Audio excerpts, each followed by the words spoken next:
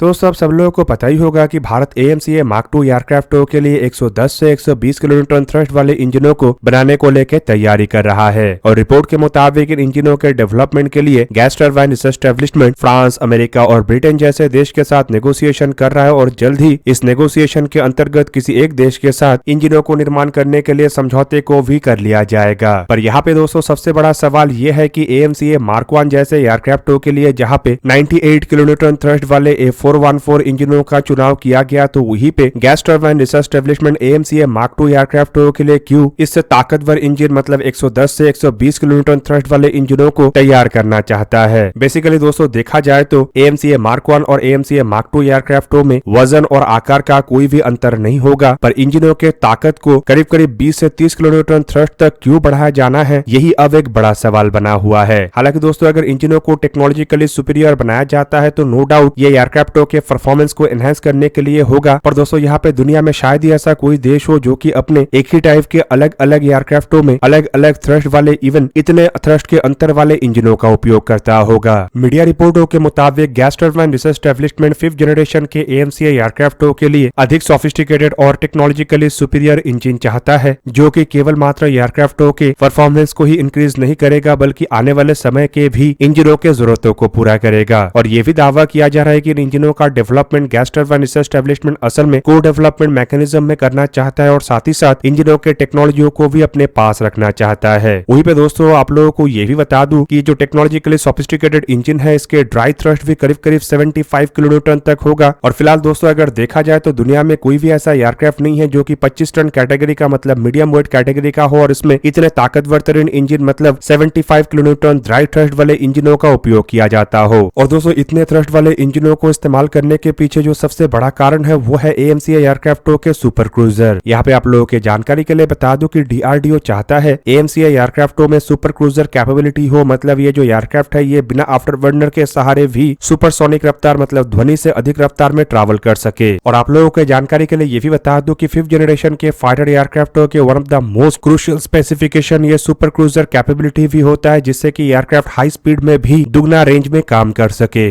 इसके अलावा दोस्तों इतने हाई थ्रस्ट इंजनों का जरूरत AMCA एयरक्राफ्टों को इसलिए भी है क्योंकि भारत में इंजनों को लेके एक अलग टाइप के ही एनवायरमेंटल चैलेंज रहता है। भारत के अगर वेदर कंडीशन को देखा जाए तो ये असल में ड्राई और हॉट होता है, जिन कारणों के वजह से एक तरीके से आप कह सकते हैं कि जो इंजनों के एक्चुअल थ्रस्ट कैपेबिलिटी है उससे भारत में एयरक्राफ्ट आने के बाद उसके थ्रस्ट कैपेबिलिटी में गिरावट आ जाता है। और दोस्तों अगर हाई थ्रस्ट वाले इंजनों को AMCA एयरक्राफ्टों में उपयोग किया जाता है तो AMCA एयरक्राफ्टों के जो थ्रस्ट कैपेबिलिटी है वो तो पूरा होगा ही, साथ में एयरक्राफ्टों के जो परफॉर्मेंस है उसमें भी बढ़ोतरी होगा। बेसिकली ये 110 से 120 किलोन्यूटन थ्रस्ट वाले इंजनों को अगर यूरोप के कंडीशन में या अमेरिका के कंडीशन में इस्तेमाल किया जाता है तो नो डाउट ये 110 से 120 किलोन्यूटन तक थ्रस्ट प्रोड्यूस कर सकेगा, लेकिन भारत के कंडीशन में यही इंजन आके थ्रस्ट में ड्रॉप आ जाएगा और कम से कम 10 किलोन्यूटन तक थ्रस्ट में इसमें कमी आएगा। इवन रिपोर्टों में यह भी दावा किया जा रहा है कि DRDO इन इंजनों को इस तरीके से डेवलप करना चाहता है कि इन इंजनों में कम से कम और 10 किलोन्यूटन तक थ्रस्ट को बढ़ाने का क्षमता हो, जिससे कि इन इंजनों का जो क्षमता है वो करीब करीब सुखोई 30 MKI एयरक्राफ्टों में इस्तेमाल होने वाले AL-31F इंजनों के बराबर में आ जाएगा। और दोस्तों अगर ऐसा होता है तो इन इंजनों का उपयोग आने वाले समय में DRDO अपने हैवी वेट 6th जनरेशन के एयरक्राफ्टों में भी कर सकेगा। हालांकि 110 से 120 किलोन्यूटन थ्रस्ट वाले इंजनों को V-twin इंजन कॉन्फ़िगरेशन में आसानी से ऐसे हैवी वेट एयरक्राफ्टों में इस्तेमाल किया जा सकेगा और 130 किलोन्यूटन थ्रस्ट वाले इंजनों को अगर भारत की तरफ से इन इंजनों के टेक्नोलॉजी के साथ तैयार किया जाता है तो आसानी से इसका उपयोग सिंगल इंजन के मीडियम वेट कैटेगरी के एयरक्राफ्टों में भी किया जा सकेगा।